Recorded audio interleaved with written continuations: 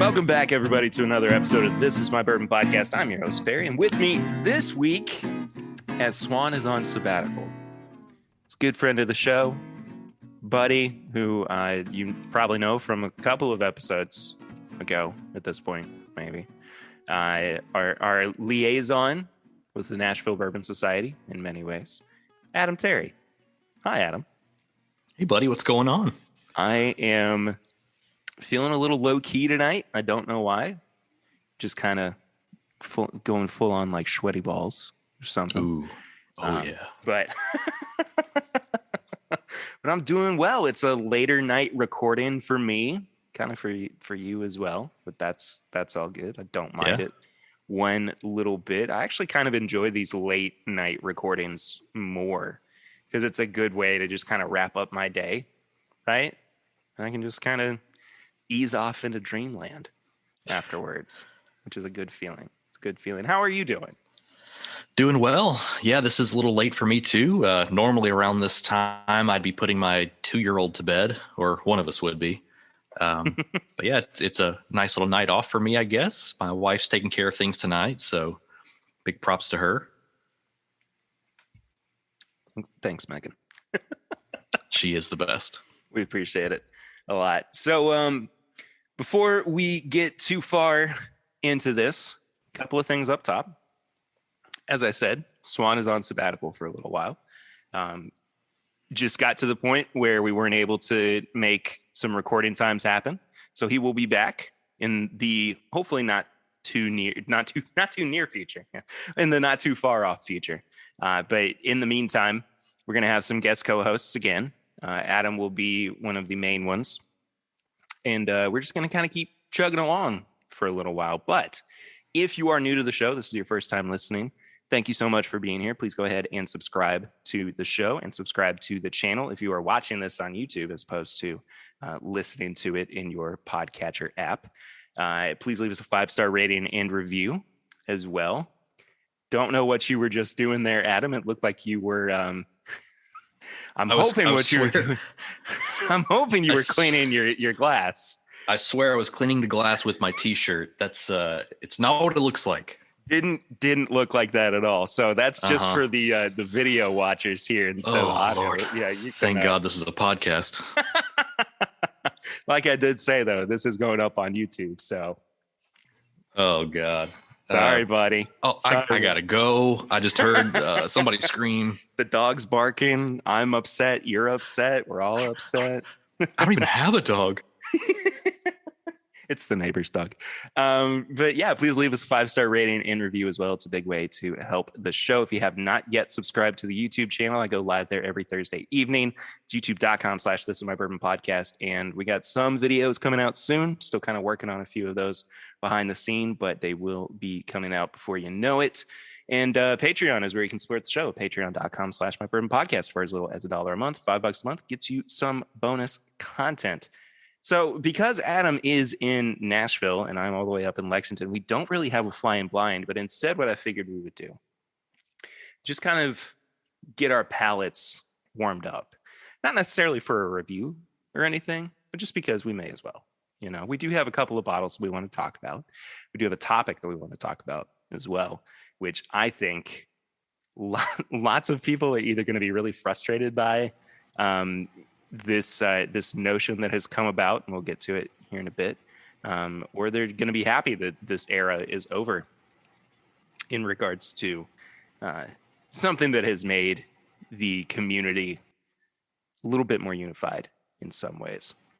This is definitely going to be one of those love it or hate it topics, I think. Absolutely. It seems like that every time that you're on, it's a love it or hate it kind of conversation. Hot take time.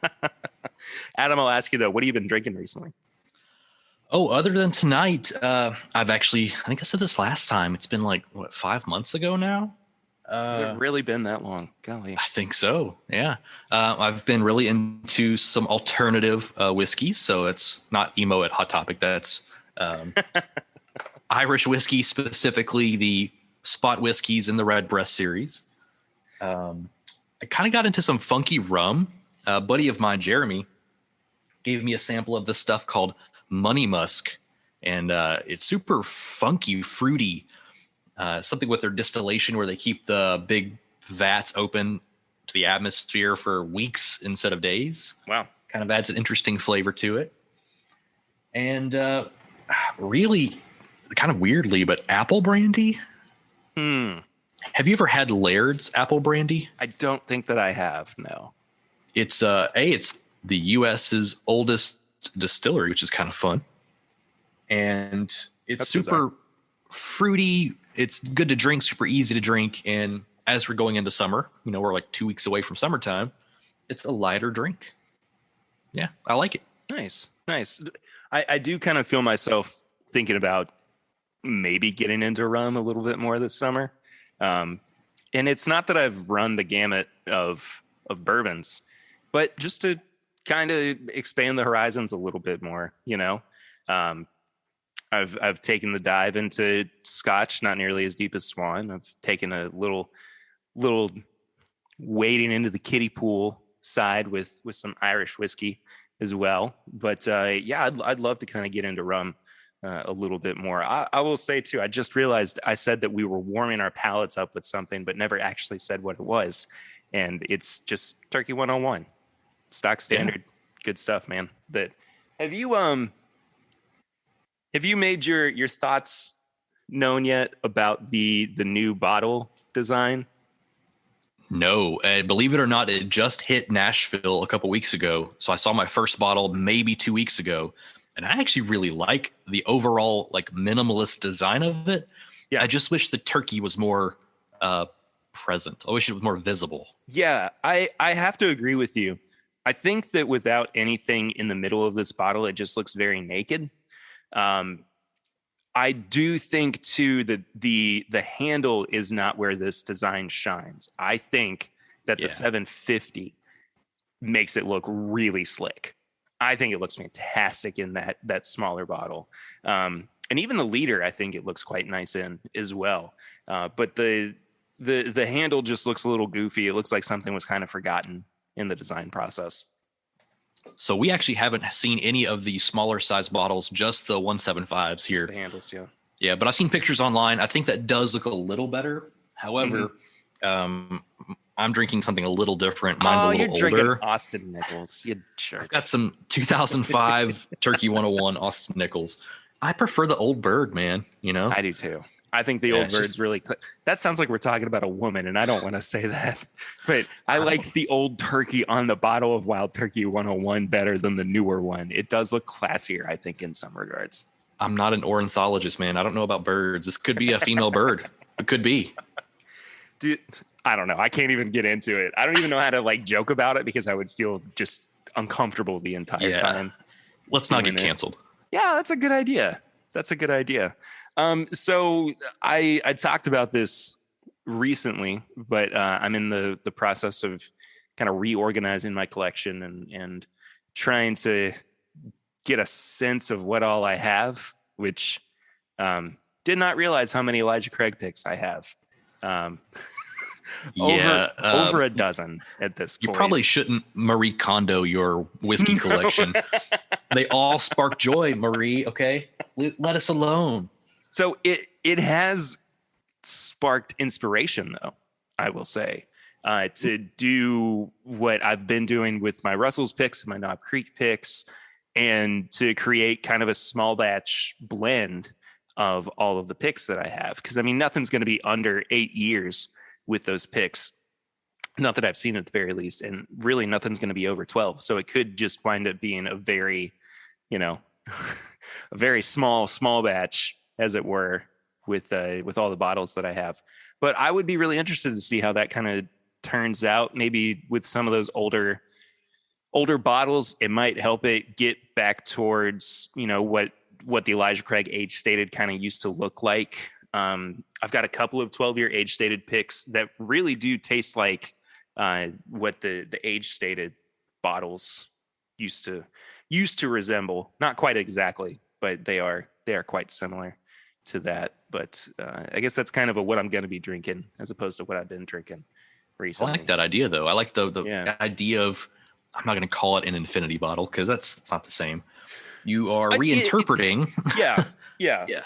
I mean, it is kind of in some ways an infinity bottle, but it's an infinity bottle specific to one brand. And the cool thing that I like about it too is that if you stick to one label, then you don't have to go through well, I wonder what the mash bill is at this point. I wonder what the proof is. You always have a pretty good idea of what's going to be in there. And I mean, if it's always going to be 94 proof, then everything that you put in is always going to be 94 proof, then the end result is going to be 94 proof. Or will it? Well, we're talking about Elijah Craig, not will it here. Well, yeah, fair. Okay. But if you think about it, if you've got bottles sitting on the shelf that you've had for a couple years, you've had, let's say, quarter half, maybe it's, 88 or 90 proof. It'd be interesting to find out. Yeah. And it would be I guess it wouldn't really be that much of a process. It would just be getting one of those proofometer things. I don't know. Yeah. I don't know. I need to invest in one. I think we need more sponsors before we invest in that. They're kind of expensive, They are. I haven't looked at them in a while, but aren't they like 40 or $50 or something? So the one that Chad and Sarah have, one that they have, that's the glass kind of floaty one. That's the, super easy one. Yeah, you can definitely get that one. I recently did a barrel pick with the guys from Nashville Barrel Company here in Nashville. Oh, cool. And they had a digital one that tied into their iPhone. And that thing was super sweet. They basically took like a small syringe worth of bourbon, put it in this machine, and it spit it out in 10 seconds. And it was nearly spot on after bottling. It's pretty cool. Wow. A couple $100, I think, though. So it's an investment. Yeah, that's not something that I need to invite into my life. I need new podcast equipment before I do that. That's fair. That's fair. Yeah. Actually, you know what we need? It's a breathalyzer. That would be fun. We don't need a breathalyzer. Are you sure? Because that's kind of a game. Oh, well, if we were making a game out of it, then yeah, we do need one. That's but right. Just on a random night where I'm like, I could probably pass. I don't want to invite that into my life. I feel like that's a bad thing to, make into like a competition or something. You got a Facebook group or something set up where it's like, post your post your blows, kids. Oh, wait. Ooh.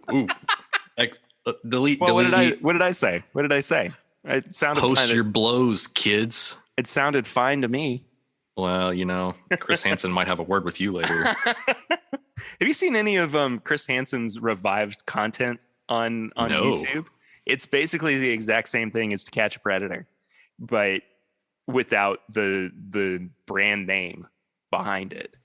But he's doing all the same thing essentially. Didn't Chris Hansen get busted? Isn't that the whole thing? Why he doesn't have that show anymore? Yeah, I'm pretty sure. Whoa. That was the ironic part of that story was I'm pretty sure he got busted by somebody else during that process. Should we cut this segment? Just trim this like a swan's feather, man. Just a little bit. Just a little. Okay. Our producers say it's fine. They say it's okay. We'll be fine. The lawyers, on the other hand, we don't pass anything through legal anymore since they told us that we can do that podcast. So, can I say that? I don't think I can even say that. It doesn't matter. Anyway, I don't know what you're talking about. Me neither. Let's talk about something else though that we can discuss on the podcast, and that is this crazy. What do we call it? Like a pseudo law, rule, guideline that was implemented by Four Roses, which blew my mind, honestly, that they even considered doing something like this. And the gist of it, and I don't know if you have specifics up or not, but the gist of it was people who do picks at Four Roses can no longer alter the bottle past what they are given. So say you go and you do an OBSF pick and you say, oh, this is a really spicy floral bomb. And you say, I want a chili pepper, Marion a flower on a sticker on the back of the bottle. You can't do that anymore. It can't be altered in any way. You can't have wax on it either, right? it's being discussed as like the de-taterfication, I guess, of these bottles. And as I was kind of alluding to in the intro, people are either going to think that this is a huge boon to the picking community, to groups as they were, or they're going to applaud it because they think that it takes away from the validity of the bottle itself. So I just kind of want to start this off and get your initial reactions, Adam, because you and I, are not unfamiliar with picks that have tater qualities to them in terms of stickers or wax or whatever. A good example, of course, is Riffmas, which was taterfied to death, I would say, in some ways, but was still beautiful. And I thought it was cool and it was really unique. But, some people are against it. And I just want to know where you kind of sit on the fence on this one. Very easy for me. Life comes down to one saying: live by the tater, die by the tater. No, all kidding aside, I kind of understand where Four Roses is coming from with this. I think they called it an anti-tampering policy or something along those lines. No altercations or alterations of it, rather. I get it. I think this altercations. Kind of goes, you can't definitely been some altercations. Can't put two bottles in a like Rock'em Sock'em Robots ring and have them fight. Sorry. That'd be a great sticker idea. Crap. No, we can't do that anymore. Dang it. Dang it. Actually looking back, as we just talked about, we've done a couple picks in the past, and I love doing stickers because I think for me, it's not always something funny. It's something that's a memorable event from the day of the pick, or something someone said, or some funny joke, something that reminds us of that day. That was the way it always was for me. Like, for instance, our Riffmas sticker we did. I forget who it was. I think you said, or someone said, that there was a hint of fruitcake in that thing. So we threw a fruitcake on the sticker, And Swan's favorite movie was, unfortunately, A Christmas Story, which is a terrible movie. Don't ever watch it. But how dare you come on the show and blaspheme such a work of art? Die Hard is a better Christmas movie. Whoa, okay. That's where I draw the line. I told you, hot takes. Hot takes. No, I kind of see where they're coming from because the Riff Patino pick from a couple of years ago, that was a little over the line. And I think that since then, these stickers have kind of, and the whole wax and sticker and the, taterfication, I guess, it's kind of jumped the shark a little bit. It's gone too much. I think we've ran out of phrases to put riff in, so that's kind of dead anyways. But I see where they're coming from. However, I will say, from a legal perspective, as I understand it, once you purchase those bottles are your property. Yeah. So you could add stickers and things later, but that would probably get you on Four Roses no-fly list, as it were. Yeah. Let me backtrack a little bit so I can kind of collect my thoughts and go down my thinking hole. That didn't sound right. I have one more thing while you're thinking. Yeah, please do. So Four Roses picks are hard enough to get as it is. For the Nashville area this year, I was told that we as an area got approximately 6 to 8 barrels of Four Roses, period, for the entire area. And there are dozens of liquor stores and dozens of bourbon clubs and groups, and everybody wants a barrel. Yeah. But as I understand it, some barrels went to some stores that, of course, had the highest Four Roses sales or something like that. And some went to those same stores, but for a charity barrel. So one store in particular here in Nashville got 2 barrels at the same time, roughly.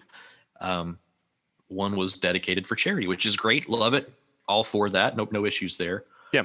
But there are only so many barrels to go around. It's super hard to get. So if I had a store, or if I managed to get a barrel for my bourbon club, I would be hesitant to put wax or stickers on it. So I wouldn't want to basically piss anybody off at Four Roses. Yeah. I don't want to. Yeah. I don't want to be on the bad side of Mandy. So here, I want to back up, as I was saying, and talk about the advent of Riff Patino.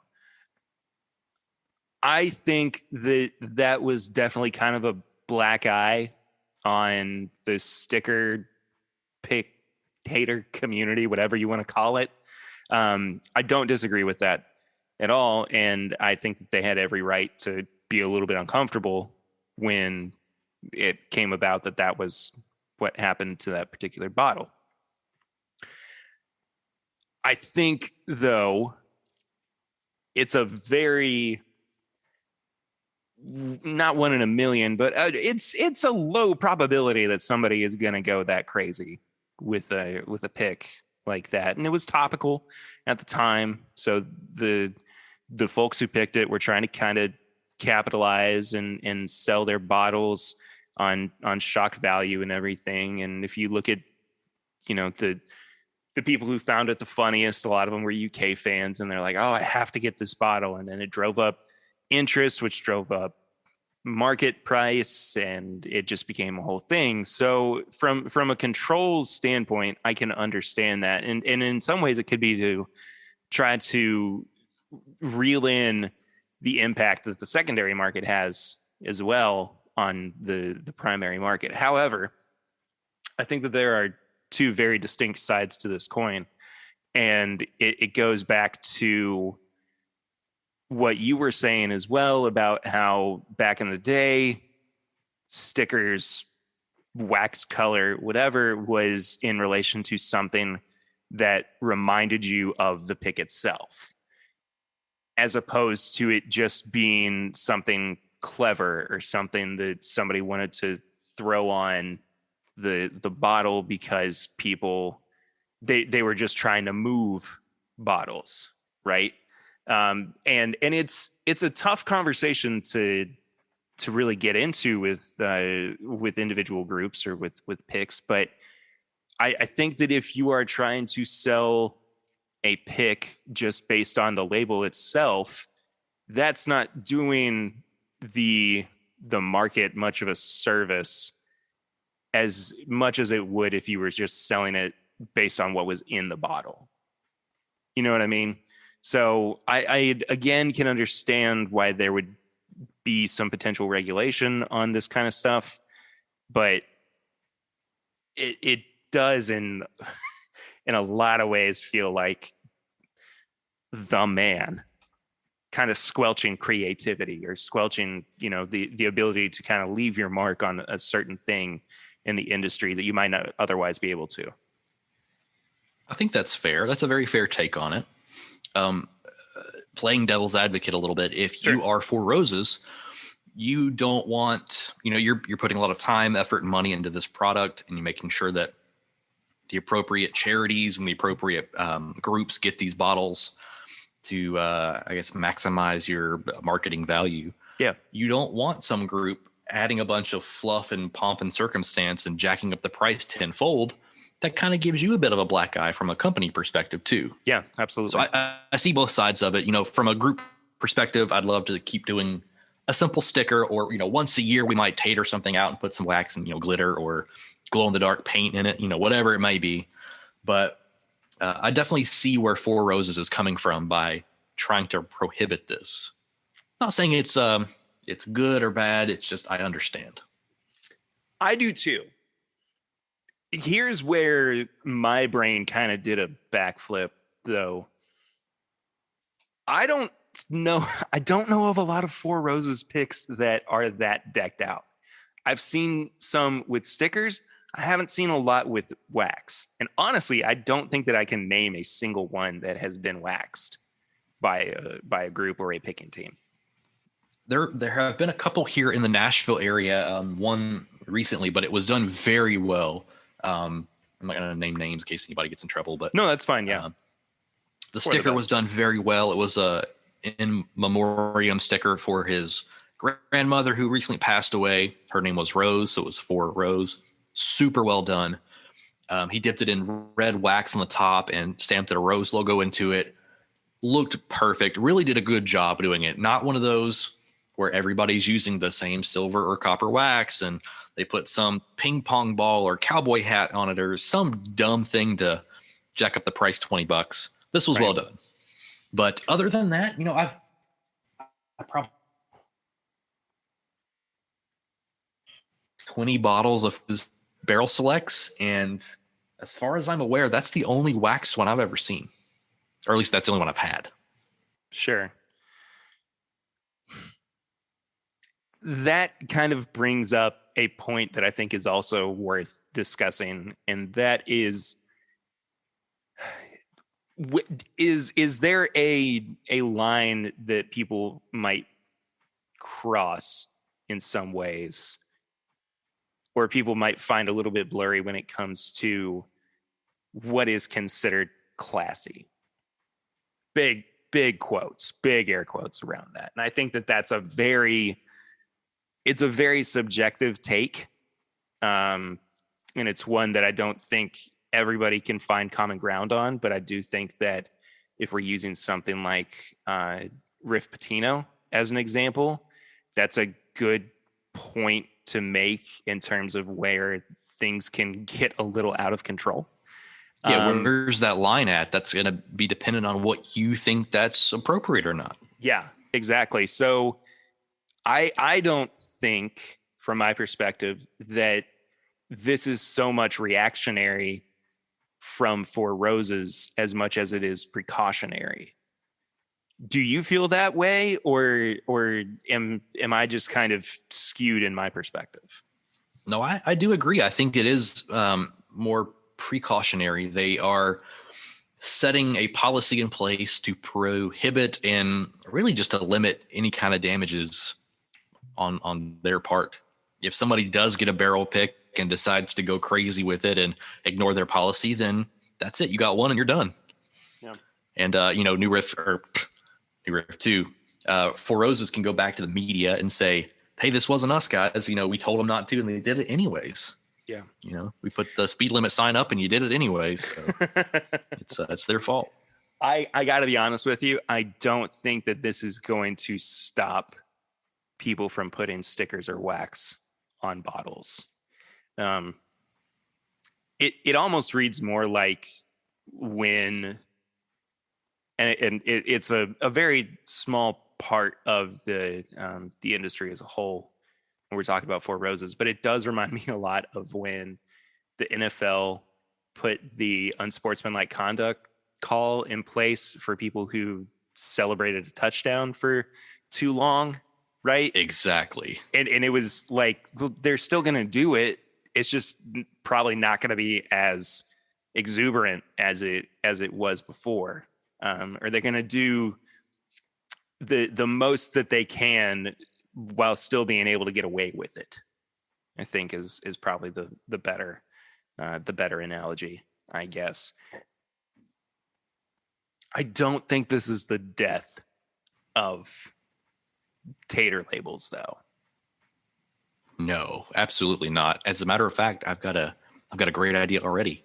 So you can't add a sticker, right? You can't put wax on it, but some stores do put price tags on it, right? Oh, see, you could tater out the price tag and you're still within your legal right. I'm just saying. I guess as long as you've got the right barcode on it as well, and you can scan it right into your system. I mean, that's right.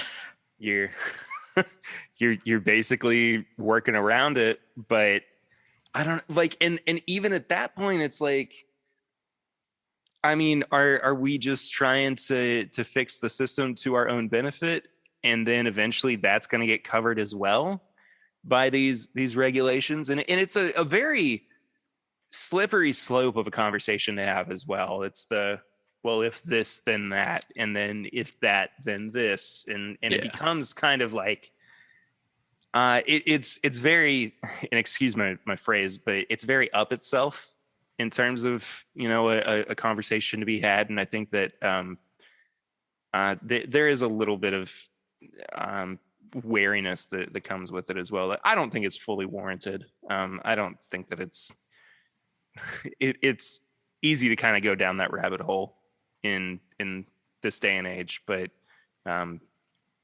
I, one distillery saying, "Hey, we would really prefer it if you didn't alter our bottles once they got to you." Yeah. I don't think it's as big a deal as it potentially could be, but I could see people really freaking out and getting upset over this. Yeah, absolutely. I think is this a shot across the bow to stores and and groups that do this? Is this will we see other big distilleries do this? I could see New Riff doing this after the whole Riff Patino thing. I could see Starlight maybe coming out and saying, "Hey, no more crazy wax and stuff. It's jacking up the price and it's putting us at a weird position in the market." But if Buffalo Trace came out tomorrow and said, "No stickers, no wax on our products," that would really have a wet blanket on this. I don't know what you even call it, the bourbon niche community. Well, speaking of Buffalo Trace, we did put out a couple of products in relation to bottles that do get pretty taterfied. I feel like I've said tatered a lot, or tater in general during this podcast, and I think that it's worth our while to kind of discuss what that term means here in just a second. But Sure, I grabbed Antique 107. And I also grabbed 1792 Full Proof because those do tend to get pretty abused in many ways when it comes to people trying to establish their own thumbprint on these products and on these bottles. And I do want to talk again as well at some point about whether you're selling a sticker or you're selling the product that's in the bottle. But there's this whole subculture, I guess, within the bourbon community that is described as being a tater for certain products. And it all came about because of Wade Woodard, who is a blogger, writer, however you want to describe him, in the bourbon community. I think he does some stuff in the wider whiskey community as well, if I'm correct. But it kind of was like a guidelines of things to do. It was like Martin Luther's, whatever he posted on the church door.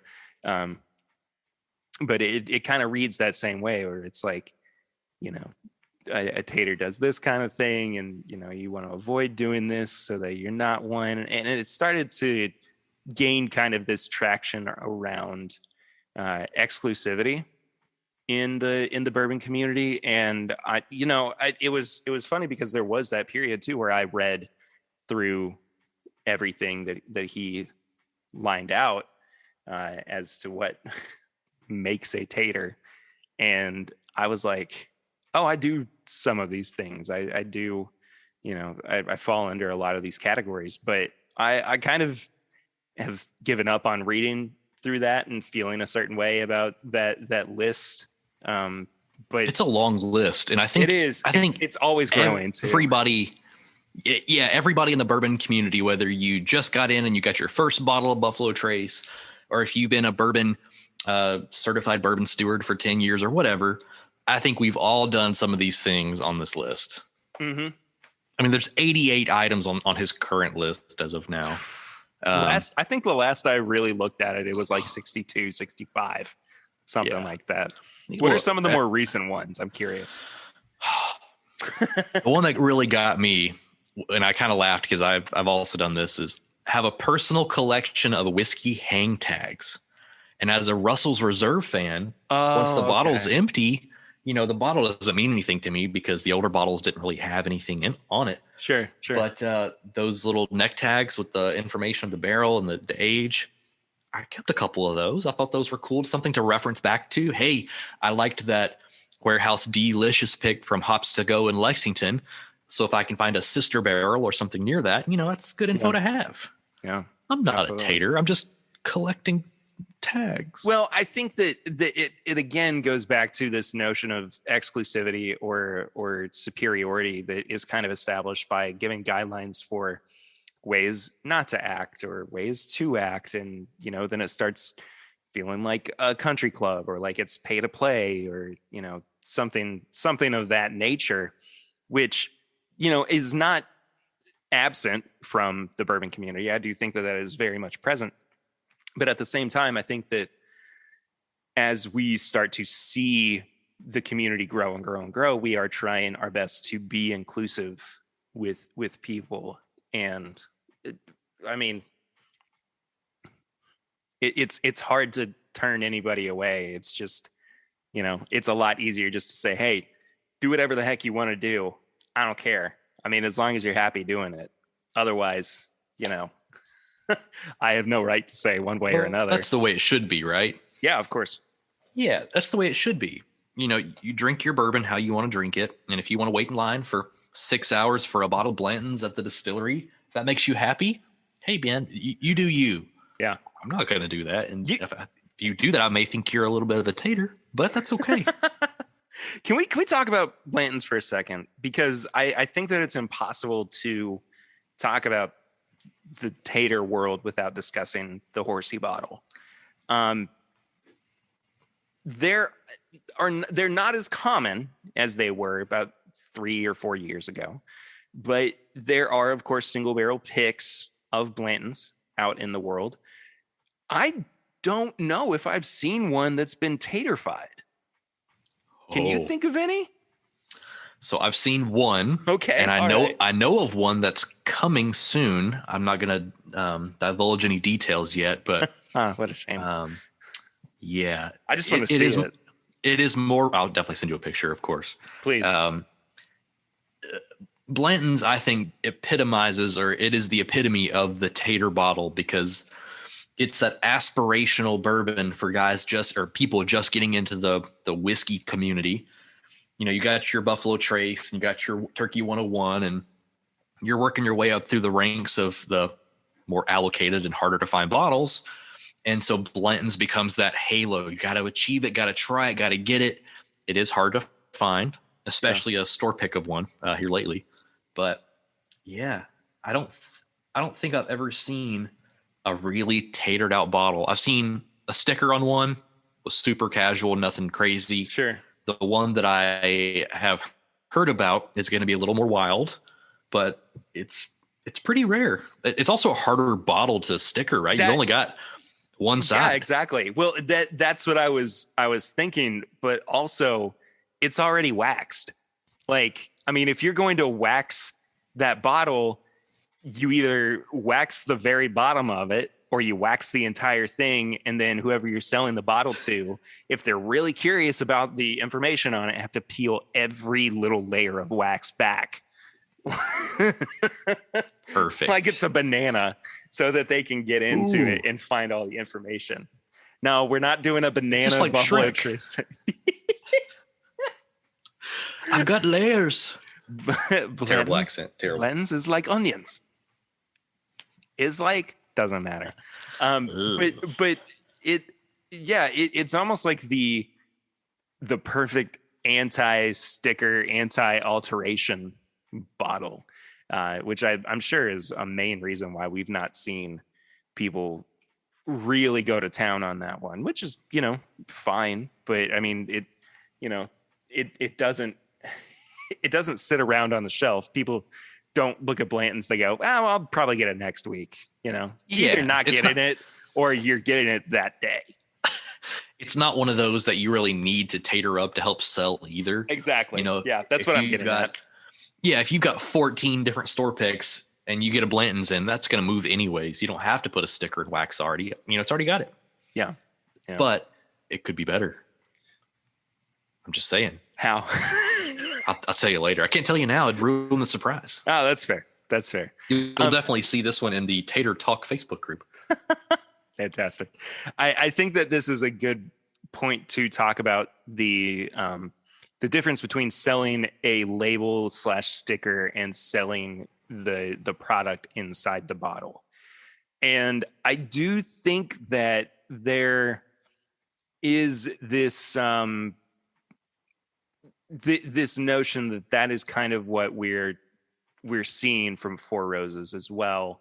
with the elimination of these options for taterfication. But I think that at the same time, it goes back to what you were saying earlier. Once it is sold to the group or sold to the store, it's no longer reflective upon the distillery itself what happens to those bottles. And I think, you know, the same can be said about the secondary market. I mean, they're not responsible in many ways for what the price on the secondary market is. They're just responsible for getting it to the consumer, and then whatever happens with it afterwards is, you know, the private investors' responsibility in many ways. So how do you feel about this this difference, or this divide between sticker selling versus juice selling? I hate the word juice, by the way. It's hard for it to come out of my mouth and me not feel weird about it. Same. There's no good word for it because you call it bourbon, and bourbon is just like this blanket term nowadays, I guess. Yeah, but yeah. I definitely see that aspect of it. I think that back in the day, I'll say a couple of years ago, again, stickers were the fun addition that really you're buying the bottle anyways from the store or from the bourbon club. The sticker was just something cool, and it became a collectible, like trading cards or Pokemon or Beanie Babies or whatever you want to use to date yourself. NFTs today, kids. Dogecoin. No. To the moon. To the moon. Speaking of, a local store, I forget where it is, did a new riff with "To the Moon" sticker, and I was like, that's a little much. It is very of the day, but that's chuggy. You know, 2 years from now, people are going to see that and go, what does that mean? To the moon? To the moon. Unless Dogecoin does go to the moon, then I don't know, dude. I don't know. Anyway, back on track. I definitely see both sides of it. I think a couple years ago, it was just something fun to add onto a bottle. And then it became I have to do this to sell this bottle to the club because everybody's doing it. We've got to do it. I've definitely been part of that same think tank, I guess. Group think. Group think. Thank you. Yeah. If we pick a wilderness trail, it's going to be fantastic whiskey regardless, but I don't know. I've only got 30 pre-orders. I need to sell 195. The sticker will do it. Thanks, guys. I definitely think it became that. And what's worse for me is here locally, it used to just be the bourbon clubs, right? Stores really didn't do this, not much. But now, I think every store that I'm aware of does some kind of sticker for their picks. And I think it's too much. It's overdone. It's jumped the shark. I don't think it's about the bourbon anymore. I think it's about selling the bottle with the sticker on it. So I hope we get back to selling the bourbon. Yeah. And I think that for a long time there was just an understanding that the product in the bottle was going to be really good, right? And with the growth of the community, with the advent of more groups, with people just jumping on the bandwagon more and more, and stores trying to sell picks just to bring new customers in. And I mean, that is essentially what it is. They're trying to expand their customer base. It does kind of dilute the market. So it's hard to ignore when people are playing to the lowest common denominator in terms of what's going to make them the quickest dollar. You know, I am more willing to jump on board if it's got a cool sticker. Fine, I love that. I think it's awesome to have in the collection. It's fun to pull out. You know, to have people, you know, just be like, hey, this one's called Riff Busters. There's something, you know, something to that effect. But I just think that, you know, I would rather rely upon a store that I trust, or a store that I have had success with in the past in terms of, you know, a pick that I have really loved, than just sticker shock. That's not even, I didn't even mean for that to be the phrase that was used there, but it was phrase though, it right? actually turned out to be a really good turn of phrase. But yeah, I would much rather buy from a store that I know, or a group that I know that has a panel of people who have really good palates. And even if it's not something that I would have picked personally, and it was just a really high quality barrel, you know. Stickers are just kind of an afterthought to me at this point, I think.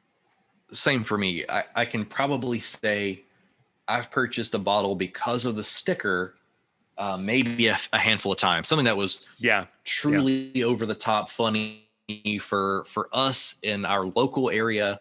There was one, a Russell's Reserve pick that they did a couple years ago called Haters Gonna Hate.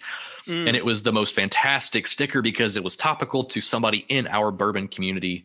So I definitely bought that because of the sticker. But more often than not, was Jay the hater?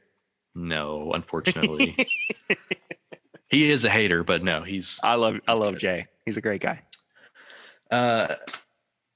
More often than not, I buy the bourbon because it's a good bourbon, or good whiskey rather, or somebody that I know and trust their palate says it's good, or the store, the club has a good palate, and I'll go that way. And as somebody that manages a bourbon club, we do usually do a sticker, but again, we're kind of getting away from the funny memes kind of thing. We're going to more of a data or informational sticker, and I think that's fun.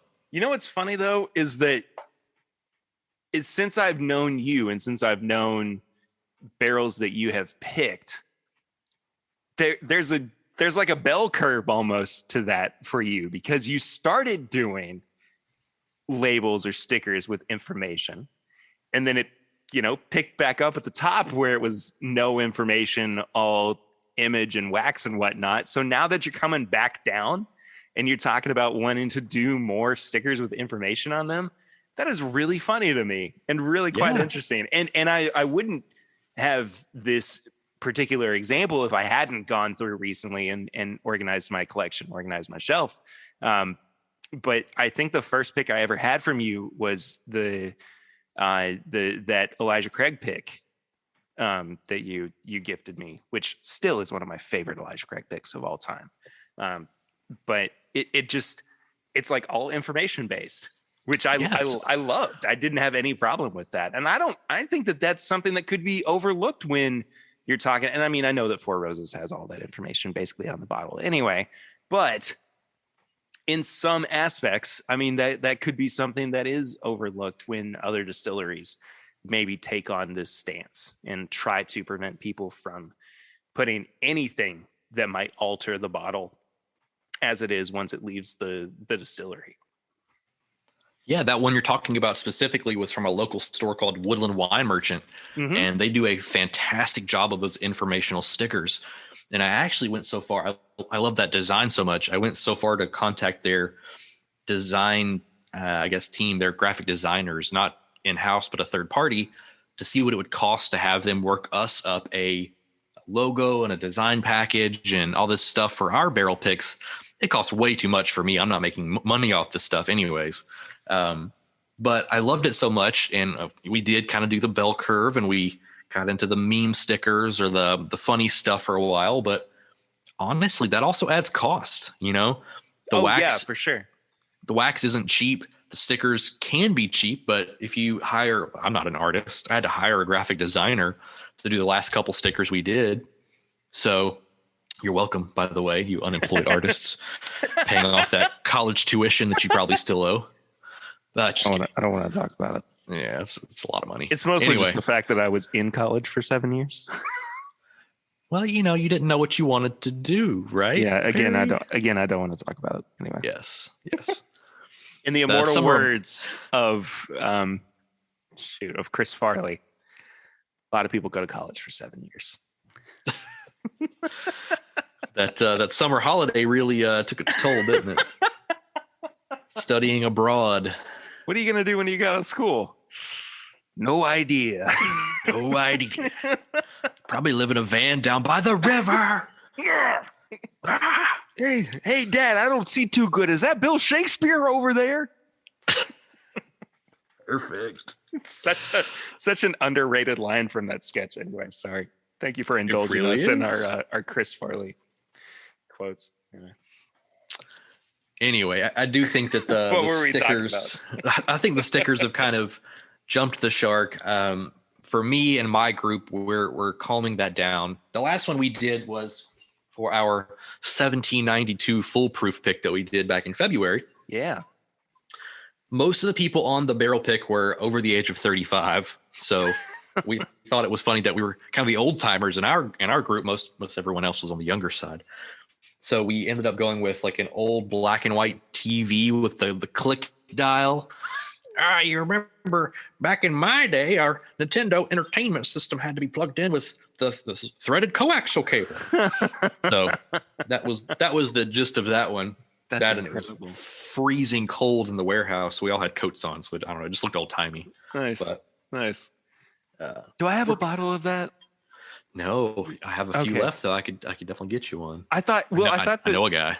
There was right, but there were a couple of picks that you had where you asked if anybody wanted one. I think I already like you offered it up, and I was like, yeah, I want a bottle of that.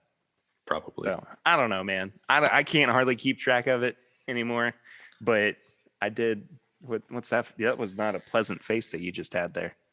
Oh, it's 1792 is fantastic, but it is a little hot on a fresh open. Fresh crack, if you will. So I always give it a little bit of airtime. This one, we actually, side note, we've done 6 barrels this year for my club, National Bourbon Society. This was the 6th one, and we are on track to do 10 this year, which is more than we've ever done. Wow. It's a lot of work, a lot of time. Good for you guys. We don't make any money on it. It's all really for the group, for the club.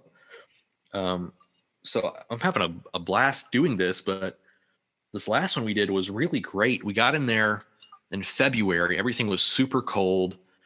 And because of COVID, all the ages had been kind of pushed back a little bit.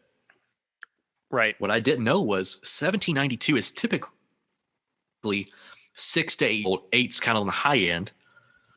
All of our picks were like 7 years, 9 months, 8 years, 3 months. So a little older, a little more integrated.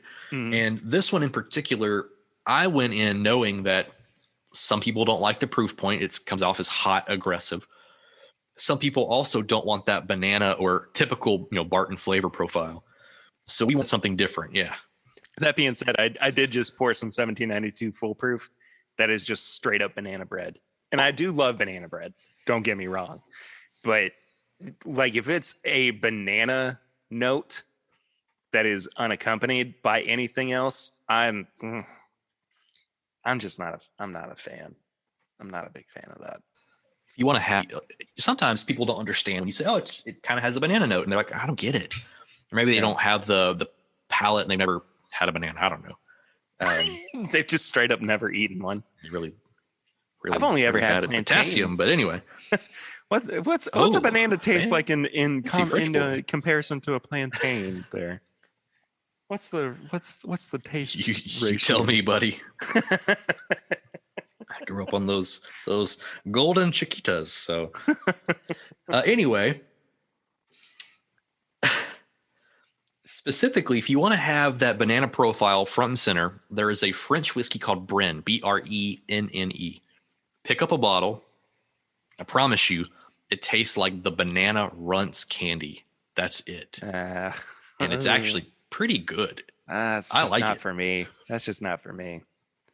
That's not something I have any interest in drinking. But you don't like? Well, all right. Yeah, you're lost. I lost you there for a second, so you kind of went in and out of whatever it was you were saying. I said, well, that's your loss. Oh, okay. All right. That's fine. We'll just have a weird, awkward cut there in the middle for the video. Jump scene and go. Anyway, back on track.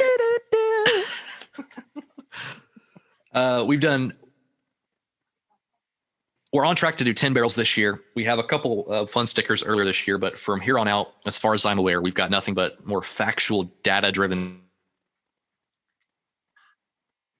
stickers. Barrel Warehouse, that kind of fun stuff. Not no more memes, no more funny stickers. I think it's just cheaper, easier, no issues. So all in all, I don't think that this is the end of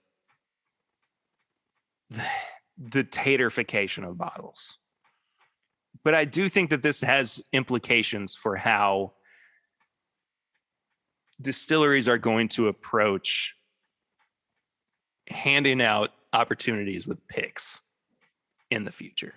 I'm on board with you. I think that, we could just see, if a distillery says, please don't do this to the bottle, and then somebody does that to a bottle, potentially they could just not be asked back for a pick, which would be unfortunate, I think, in some regards. But at the same time, maybe it is for the greater good. I don't know. I really don't know. But I do think that there is a creative expressionism that is kind of quelled by not allowing people to do something like this. But all in all, I don't think it's the end of it. It's just, we'll see what happens on the next episode, right? Yeah, I think you're right. It's the big cliffhanger for this week's episode of Batman from 1966. Scooby-Doo. Scooby-Doo never had. Did Scooby-Doo ever have a cliffhanger? No, that was the whole purpose. Is every episode resolved itself. It was all self-contained. Yeah, exactly. Well, I guess we'll move into tips and bits where we recommend things for people. Adam, I almost called you Swan for a second because there's Swan in the middle of my screen. I see that. That poster. Adam, do you have any tips and/or bits this week for people? Ooh, let's see. So I know I'm way behind the curve. I just started watching Peaky Blinders, and I am loving it. You know what's funny is that recently I thought I needed to watch Peaky Blinders as well. So that might be all the confirmation I need to get into it. Well, I do love that gangster kind of 1920s style stuff. So I know they're on like season 6, season 7 now, something like that. So a friend of mine recommended it. I started watching it the other day when I had a Saturday off. Binge the entire first season, already on the second season, going in for it. And one of my buddies who runs a liquor store here in Nashville, or at least the spirit side of things, we're already teaming up for some sticker ideas. But we got to keep them low key, though, right? I'm not going to say anything. It all comes back around. But no, I think that would be my bit for the week is if you haven't watched it yet, get into some Peaky Blinders, man. It's pretty good.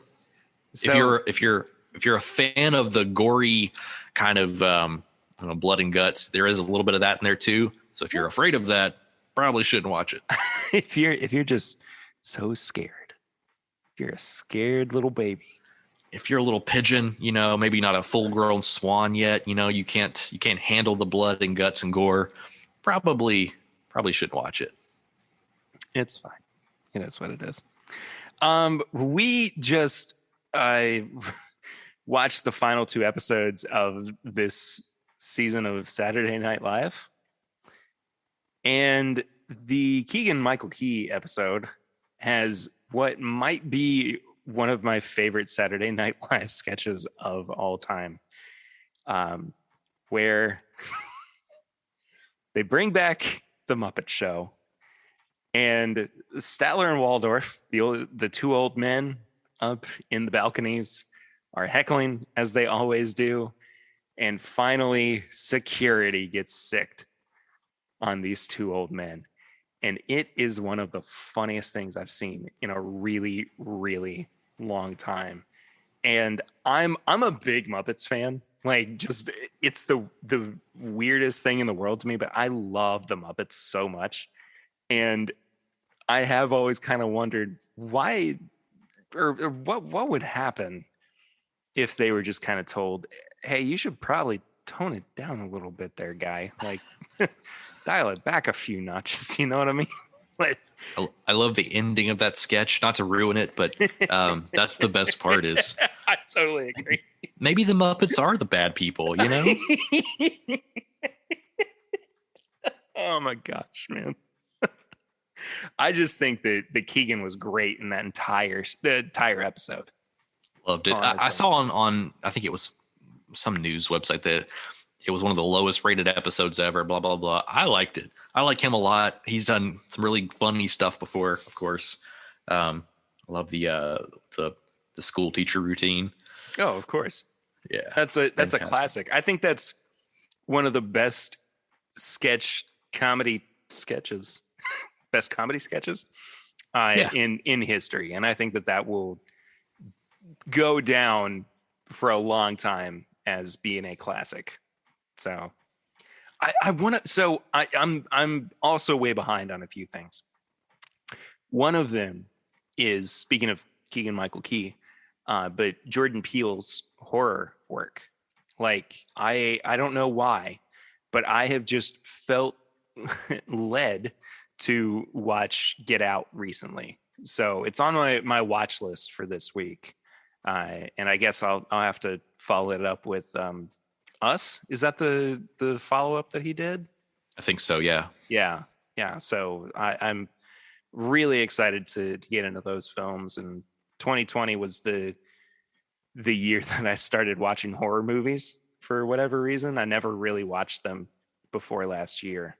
And so I'm really, really excited to check those out. And Quiet Place Part 2 is coming out soon as well.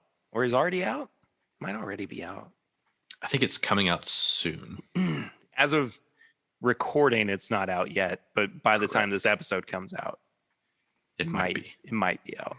So I got one more. I'm sorry. You mentioned no. horror. Go ahead, please. I'm not a big scary movie fan, but I do really like real true crime. So that's kind of been on my radar as well. You and the entire half of the population on the planet as well. Yeah. So.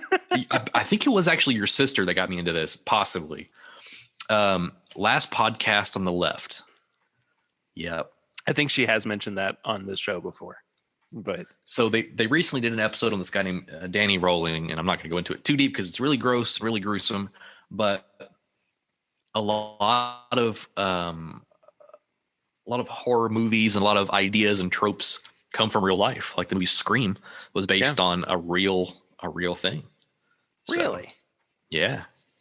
I don't know why I'm saying that like I'm not surprised, but of course it did.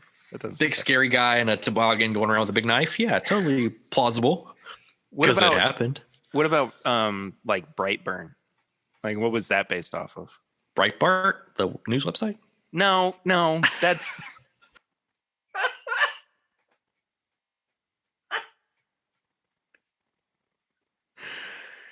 that's not what I said at all. Doesn't matter. Thank you all so much for listening to this week's episode of This Is My Bourbon Podcast. Thank you, Adam, for filling in during Swan's sabbatical. Where can people find you on social media if they would like to do that? I hope they don't.